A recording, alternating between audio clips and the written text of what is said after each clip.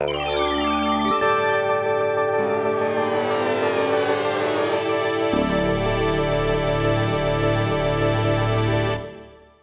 and welcome to Art Salon.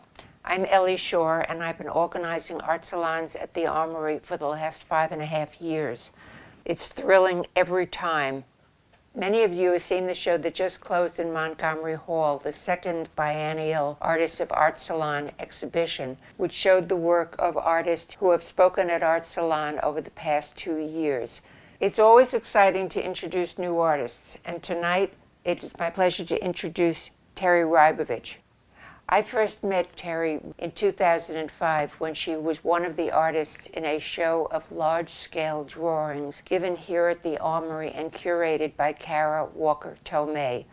Terre has been a participant in Art Salon since the beginning and has been a sounding board for me with ideas for Art Salon, and I'm grateful for her support, her insights, and her encouragement throughout these years. Terre has been drawing since childhood, from the figure primarily, and has gone back to drawing in recent years, but in between she's had 2 very different careers, one in social activism and one in nonprofit foundations and grant writing. Since she's come back to art, she has shown intense dedication, passion, and commitment to developing her work. She spoke in one of our early art salons, before we were recording the salons, and I've asked her to come back now and speak again, this time recording what she has to say. Terre Rybovich. Thank you.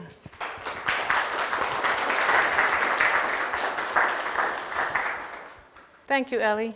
So I titled it Self-Process Context because Ellie invited me to do the salon back in October, and I immediately started taking notes.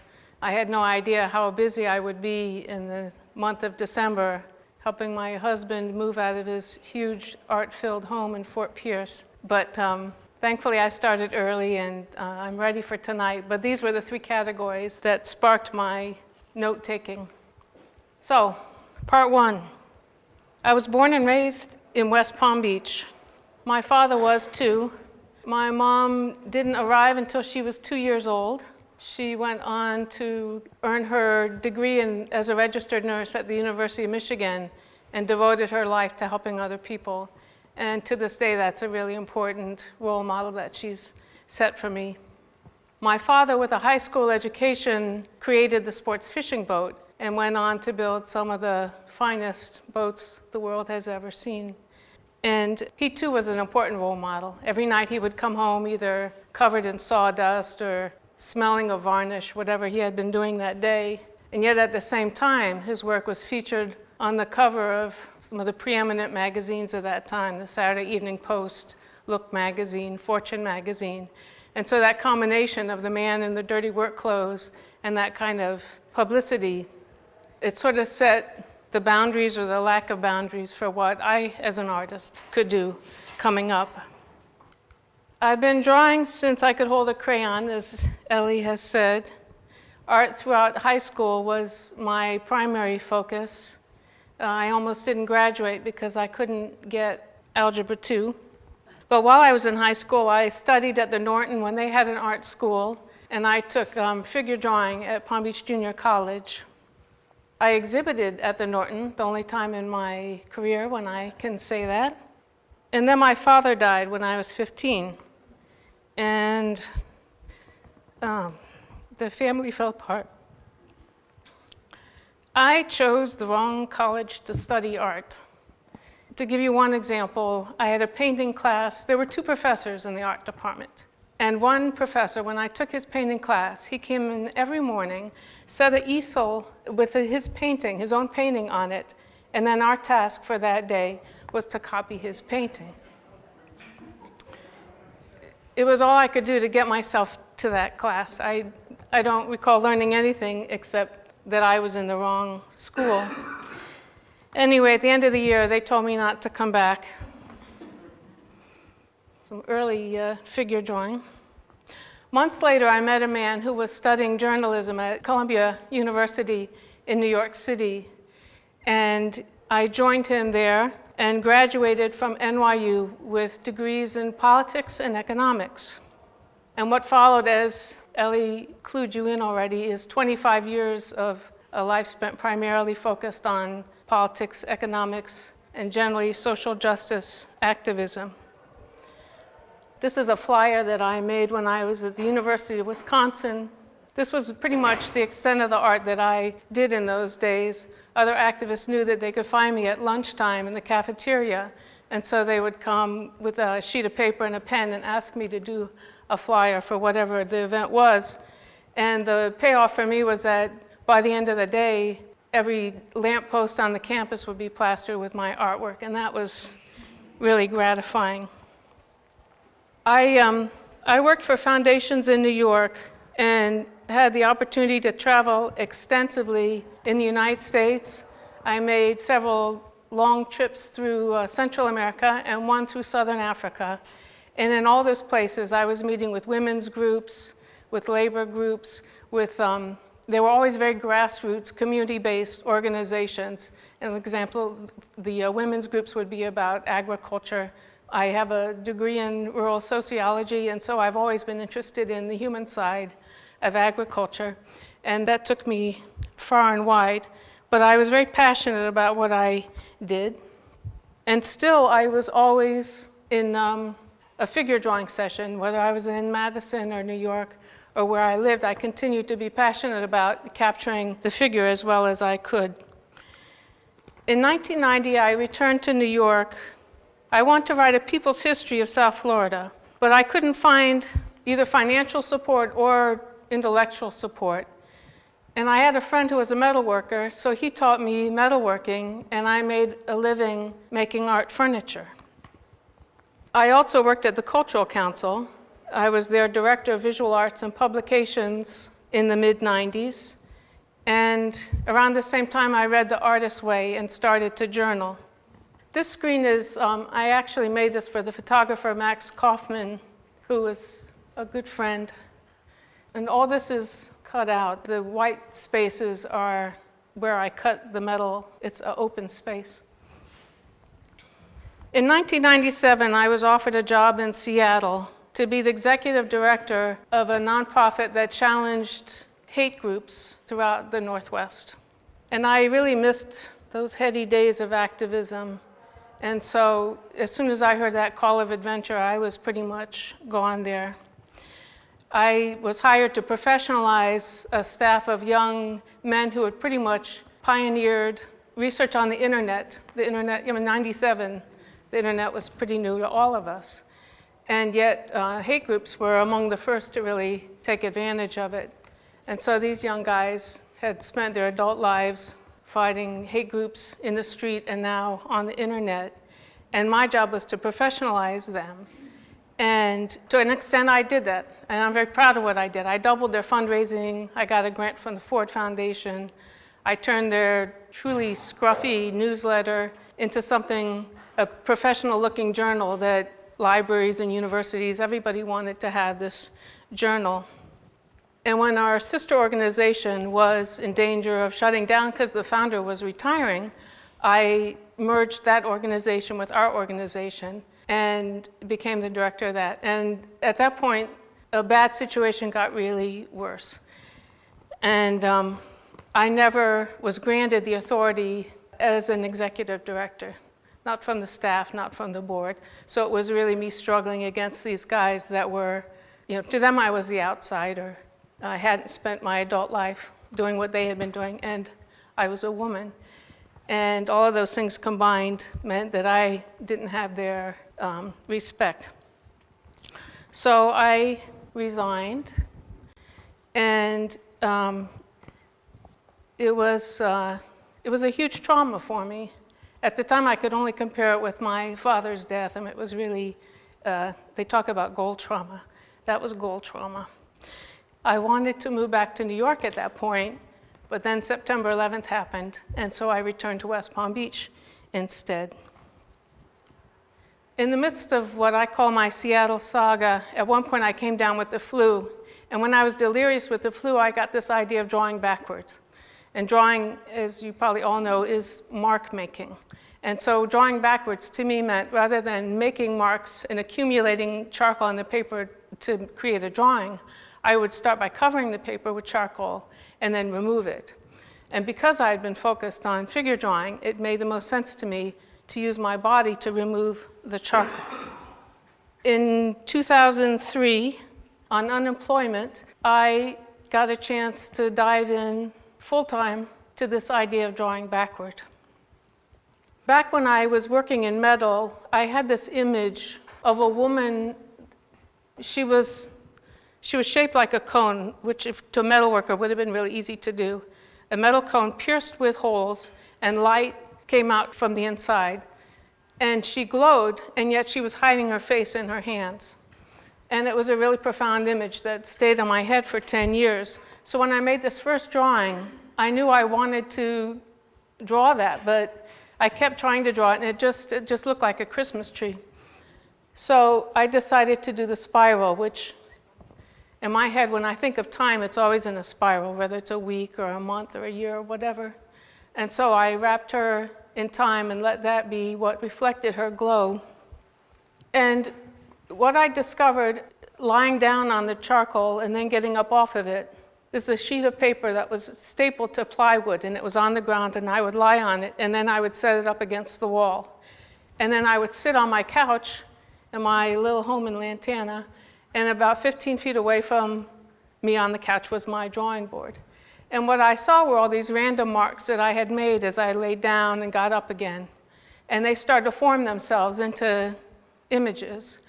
And so I would try and hold that image in my mind and get close up to the drawing where I could no longer see what I had seen from across the room and sketch it in. And what I ended up with was a landscape. It's a typical field in the central part of the state with sable palms. And then a badly drawn portrait of an Indian man. And I knew that if I didn't trust what this image was, that if I tried to fix it and make it something that it wasn't, that the images might stop coming. So I tried to be as faithful to what I saw as I could be. So there was a lot of moving back and forth from the couch to the drawing board to the couch. I think I spend as much time looking as I spend drawing when I'm working. And at the very end, when the drawing was finished, I was sitting on the couch. I had a glass of wine in my hand. I was studying it. And the drawing told me something that I didn't know before, which was that this radiant woman that I had had in my head for 10 years was me. So I was pretty giddy about those first results. And so I started the second drawing with kind of a more playful position. At that time, Mars was closer to the Earth than it had been in forever. You can Snopes it. This is the time when it really was the closest to Earth. And so I drew that in. And then sitting from a distance, the handprints that I had made when I laid down on the charcoal formed this odd little cat figure. And once again, I knew I needed to be faithful to that image, and so I drew it in. And then this cosmos appeared in a mysterious face. I have an amateur's interest in quantum physics, and so the thoughts of infinity being a part of everyday life, those kinds of things really get me inspired. So it was my own sort of form of a cosmos. And once again, as I sat looking at this drawing when it was completed, what the drawing told me was that infinity defines the space that I create in. So I was really eager to start the third drawing and learned early on that sometimes the imprint was going to be wiped out altogether. And what I found was this little toddler bathing in the waters in what looks to me like the Pacific Northwest. And the lesson that this drawing taught me was that being in Seattle was necessary, that it returned me to being an artist forever. I didn't have to make that jog back and forth between the two lives anymore, that I was an artist now that I had been reborn in the Northwest and this is the artist me that gets to move on from now on. This drawing started with these two sort of fetal body prints. They're kind of primitive. I blackened them with compressed charcoal, which I don't usually use, but they were just sort of abstract things, and yet I needed something to unite them, and so I laid down a third time. But the figure, that third figure it wasn't strong enough visually to unite those two heavy things. And then I thought, I don't know why, to draw a ribbon around the waist, and all of a sudden it became a sexual being. And I drew the frame around it to emphasize her as the subject of the drawing. And the crow is a stand-in for the head of that bottom figure, and the crow to me symbolizes individuality. There's something very particular about crows. And so when I see crows, I'm reminded to be as Terry can be. That's the message of the crow for me. What I learned from this drawing, and it may strain credulity, but honestly, it really was a process of me finishing the drawing, sitting down on the couch, and studying it, that at that point I had these realizations. And this one is that the lesson of this drawing was that there is no feminine without the sexual, that entire range of female attributes has to be included in a sense of female power, feminine power. This is the position from the second drawing with the cosmos and the Mars turned right side up. And it immediately looked to me like a woman recoiling from something, but I didn't know what. And then I found this figure that turned out to be a character from a recurring nightmare I had as a child. This guy that wanted to drink my saliva, and I knew if he did, it would kill me.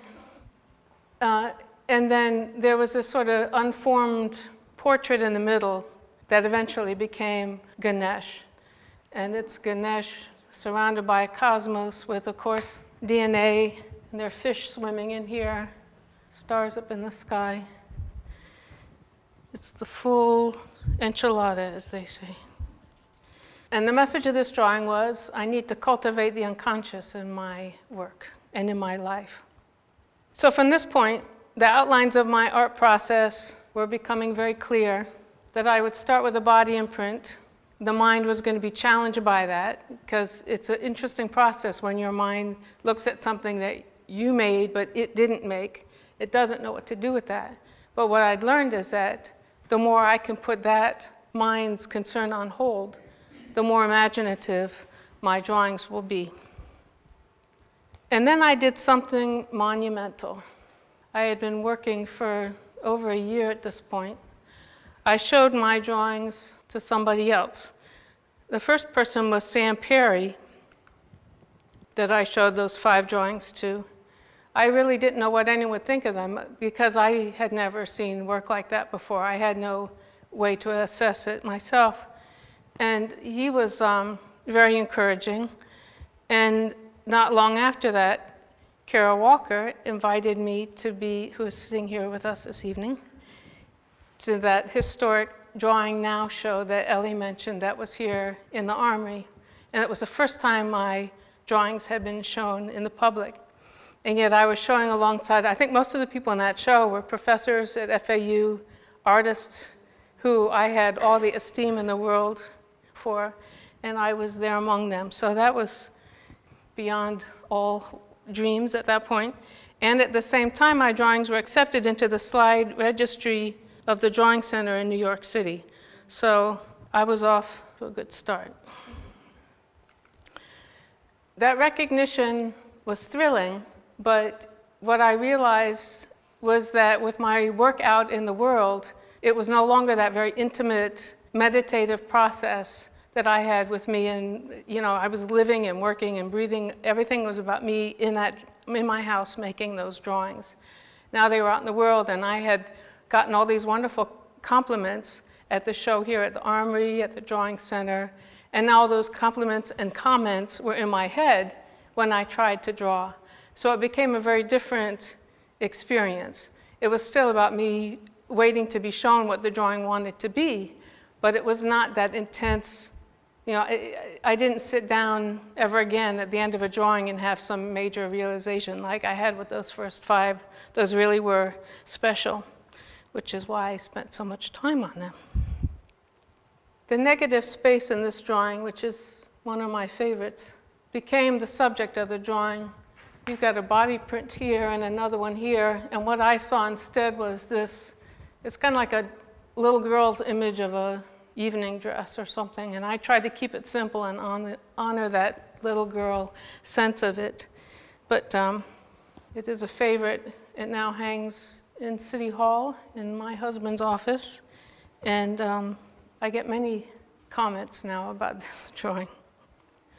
This one also started out as a 4-foot by 6-foot drawing.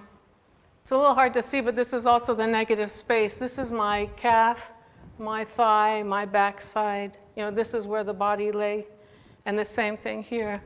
My backside, my calf, and then the feet were sort of crossed up there. And when I was a metal worker, I always wanted to make a breastplate for myself, and I never got the chance to do it. So here was my chance. It took quite a bit of research to figure out how to make it look like metal and what armor looks like, but it was worth it. I have a breastplate now. In 2006, Sam asked me to be in a show. He was holding art shows at my coffee house. The name was My Coffee House in Northwood. And he was doing a really daring job of showing artists that most of us had never seen before. And I was thrilled to show there, but he needed my drawings to be small drawings, which was cause for panic. I had no idea what I would do. I chose an 8 by 10 inch sheet of paper, and I charcoaled just the center of the paper, and I sort of played with it with my hand until I saw something that had some light to it. And what I discovered, I was wearing magnifying glasses when I was working, but between the charcoal and my hand and the paper, there were these little details that were really interesting. It's the same size here, but in my studio, it made a lot of difference working on the 6-foot sheet of paper and now working on that 10-inch sheet of paper. It really was trepidation. But discovering those details, I started to see the beginnings of stories in those drawings.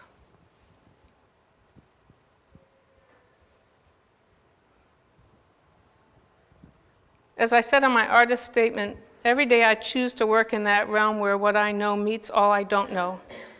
Every drawing entails some technique I didn't know when I started. And what that means is that I work in a state of wonder, and I consider myself very fortunate for that.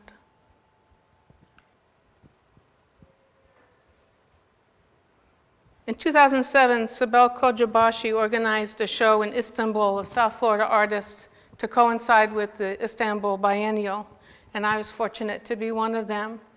I had started this body print.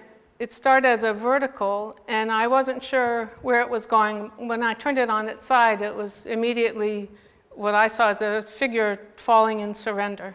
And I thought, well, I'm going to Istanbul. I sort of naively thought that maybe Muslims could appreciate. I had studied Sufism when I was in Seattle, and I thought maybe they could appreciate something that had to do with spiritual surrender. It was interesting when I showed the drawing in this country.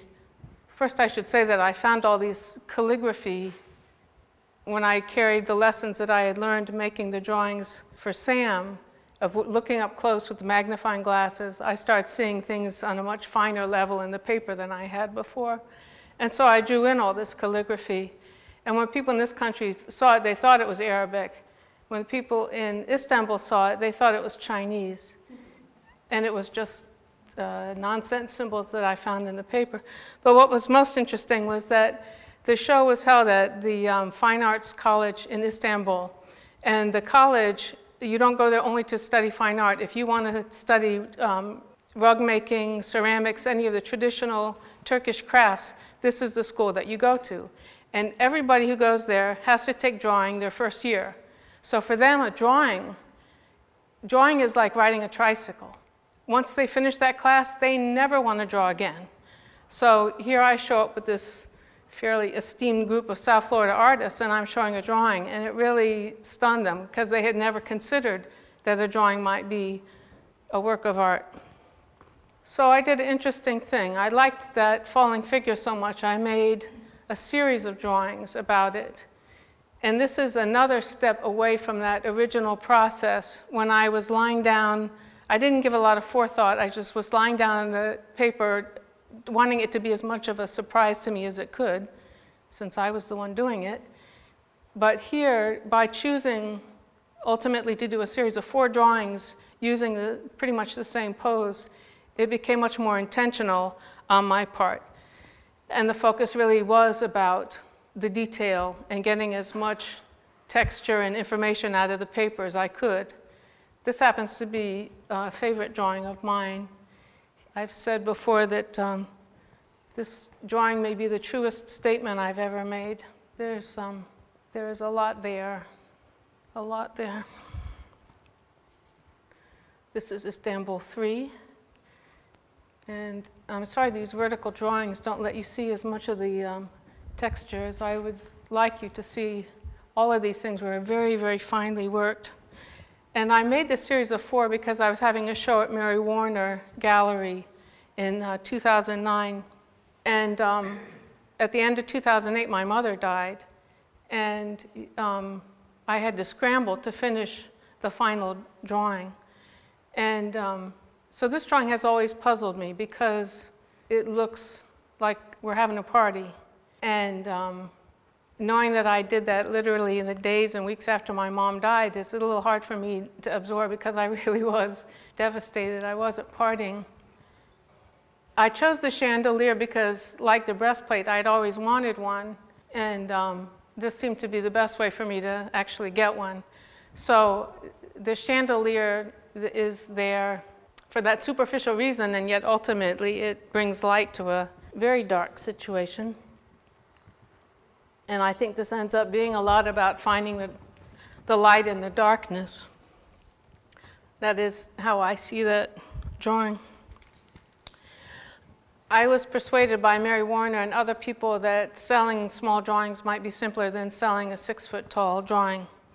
It made sense, so I gave it a try. This is from a series of drawings. I made 10 drawings. First, I did my usual thing of lying down on a large sheet of paper covered with charcoal, imprinting myself, and then I cut it into sheets of paper that are 12 by 19 inches, which is the golden mean. And so there are hints of body prints in these which make them interesting to me.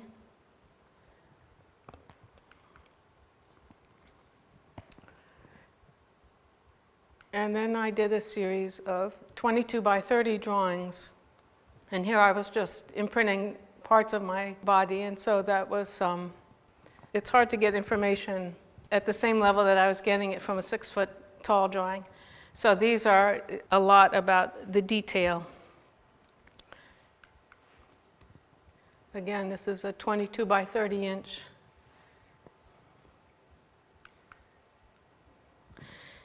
In 2011, Carla Walter, who is here this evening, invited me to have a show with Hannah Niederhausen in 2012 at the EC Gallery. And I threw myself into that show and started making a kind of work that I'd never made before. Part of it was that I was working in color.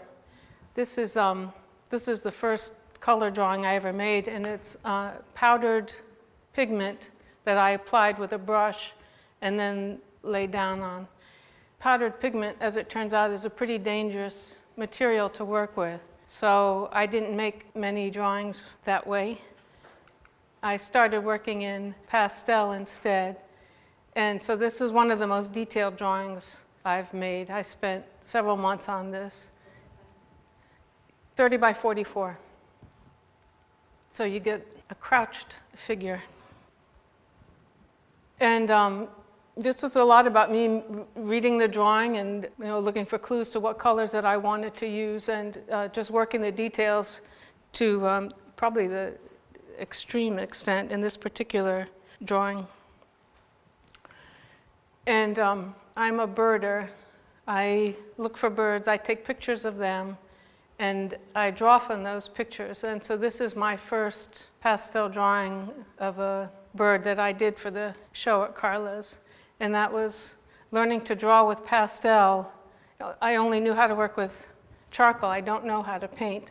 And so I was sort of expecting the pastel to behave the same way that charcoal did. And for the most part, that worked for me. But it was a lesson. And this was the second drawing. These are also 30 by 44 inches, so they are good-sized birds. This is an American redstart, and I don't know if any of you are familiar with them, but they are almost like insects. The way they fly is so erratic that it is impossible with an ordinary camera to get anything. This was the best shot that I got of the American redstart. So I figured, all right, it's going to be a drawing.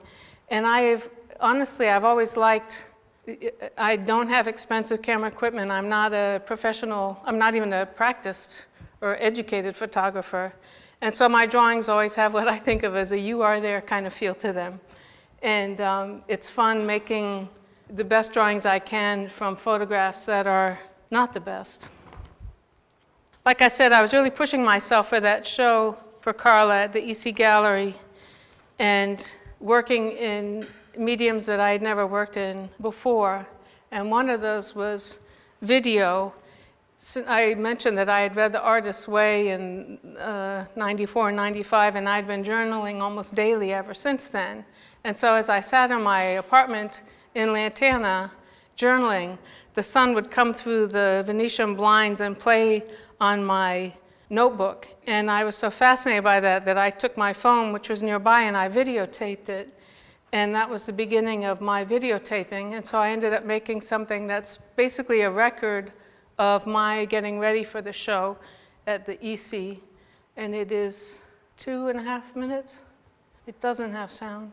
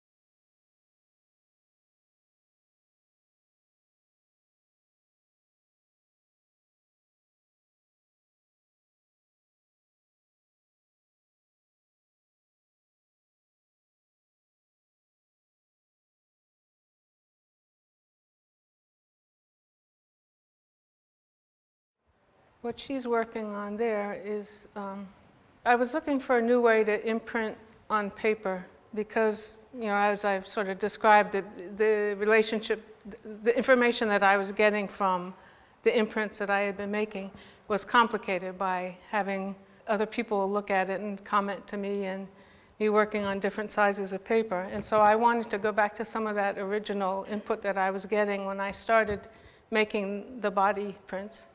And so I decided if I imprinted in paper in 3 dimensions, that would be an interesting experience. And so I made a series of pattern pieces, which is part of what she was doing in the video. I guess that's me, fitting paper pieces to my body and cutting them to make the contours to form this figure. And as I was working, it was ridiculously painstaking. It's one of the most difficult things I've ever done as an artist. But as I was making it, I kept thinking about my mom teaching my sisters and me to sew when I was like 7 or 8 years old. And for years we were active sewers, and so I knew a lot about pattern pieces and darts and how you make contours because I had learned how to sew. But I also started thinking about my father, who in his lifetime he built 75 boats, but he never drew a blueprint. He made all of his boats working just from contours that he drew. I mean, to make the bow of the boat, he would draw a line on the floor, and he and his workmen would follow that curve to form the bow of the boat. And like I said, these were some of the best boats in the world. So he had an incredible visual mind. And to think that he did that without blueprints was, it's always been an inspiration to me. So here I was working in my own way without blueprints, and it became it was a renewal of some of that sense of the imprint feeding me information. And this is the one that I made in my studio as an experiment, which is probably ended up being the best of the bunch. In 2013, I took a ceramics class with Nazare Feliciano at Palm Beach State College. I had this image in my head for some time that I wanted to create a woman's torso out of some sort of translucent material and then fill that torso with videos, sort of abstract videos like what we saw a little bit ago. And so I thought ceramic or porcelain might be the thing. This is an assignment that we made. This is a torso that's about this big, and it's the model for creating a slip mold to pour porcelain into. But I also made this self-portrait. This was another class assignment. And yet it also became a powerful statement to me about the knowledge that we have in our heads versus the knowledge that we carry in our bodies. And it's topped with another little experimental torso that I made. But as it turned out, the ceramic was so heavy that it didn't seem to be the material that I was looking for, that I wanted to fill with video. I just couldn't figure out how to make that work. So yay, I returned to big drawings. For 12 years, I lived in a little single-story duplex built the same year I was born. And it was such an intimate experience because the dining room was my studio. And so I lived with my drawings 24 hours a day. When I ate meals, I would commune with them, and we were just in constant communication. And it was a really beautiful experience. But then the owner of the building sold it on very short notice, and I had long enough to panic, but not long after I learned that my buddy Sam called me and said, "You wouldn't be interested in an art studio by any chance, would you?" Because the space next to him had opened, and there was talk that a photographer was going to move in there. And he had lived next to the photographer before on the other side, and the fellow had set fire with his chemicals. He had set a fire in the space. And Sam was desperate to find somebody to be in the space with him. And I was desperate to find a place to put all my belongings and to be able to keep making art. So I now have this incredibly beautiful studio with 24-foot ceilings. It's a large industrial bay. I wanted to show you the picture when we put my husband John's Jeep. We parked it in there during one of the hurricanes. And it shows you how spacious the studio is. It's a great space, and I get to make a lot of drawings now. This is one of the first things I finished in that space.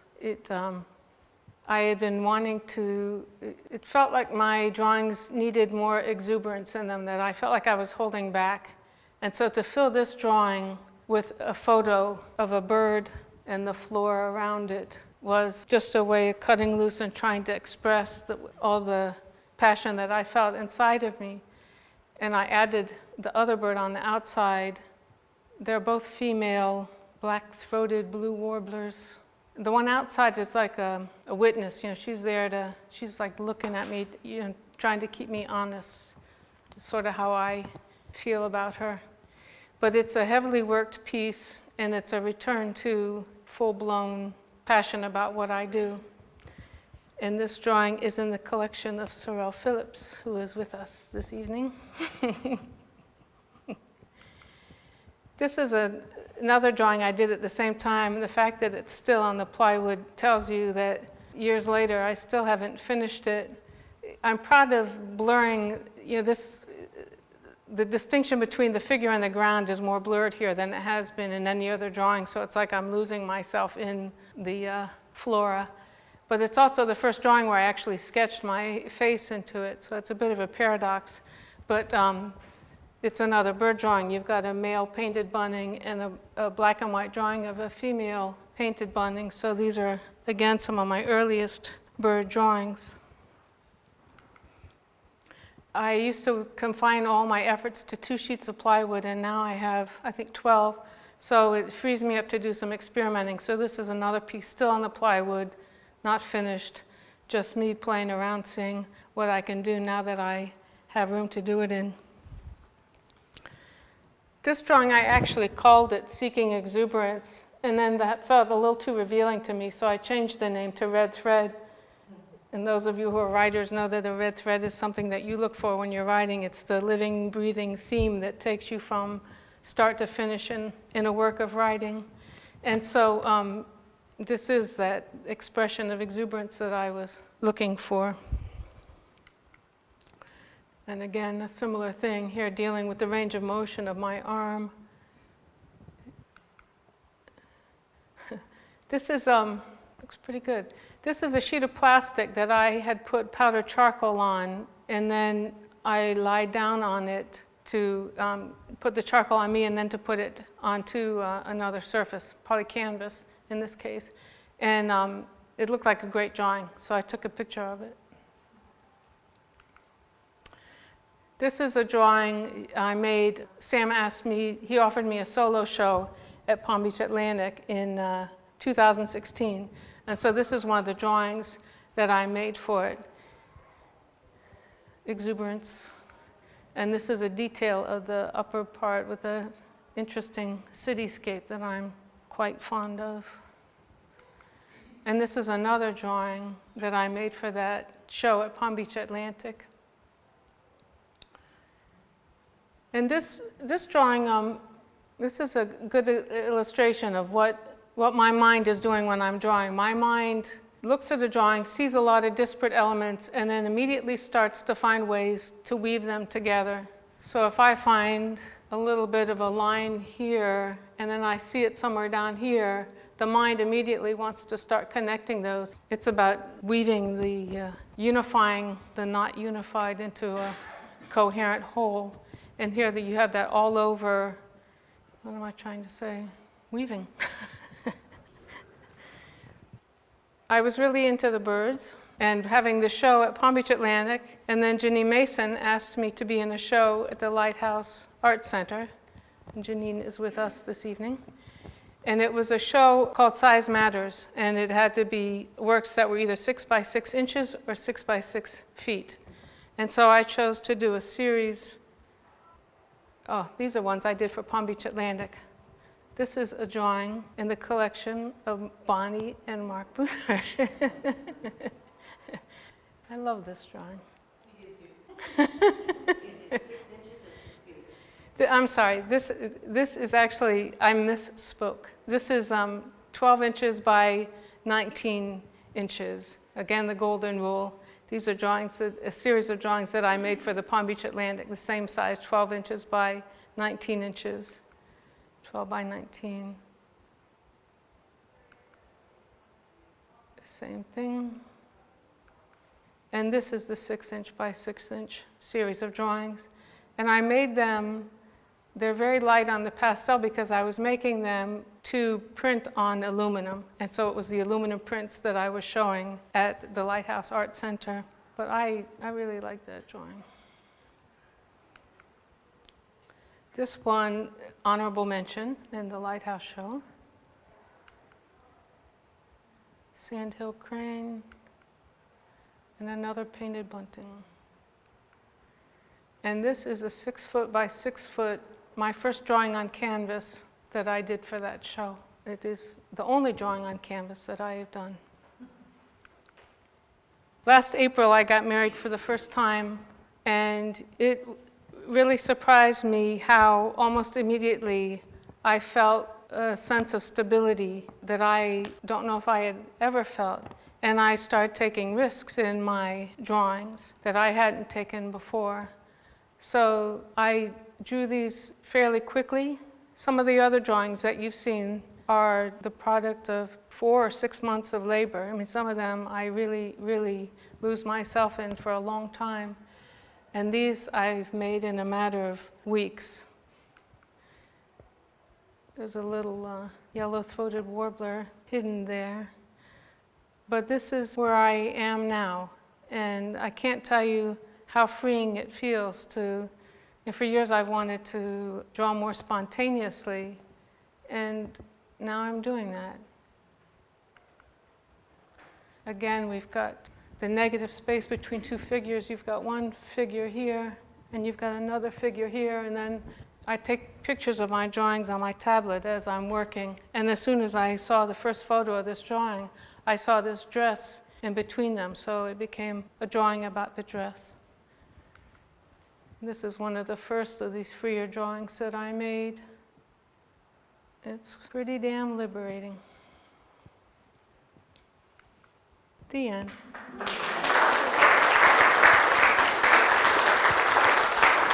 Thank you. Thank you.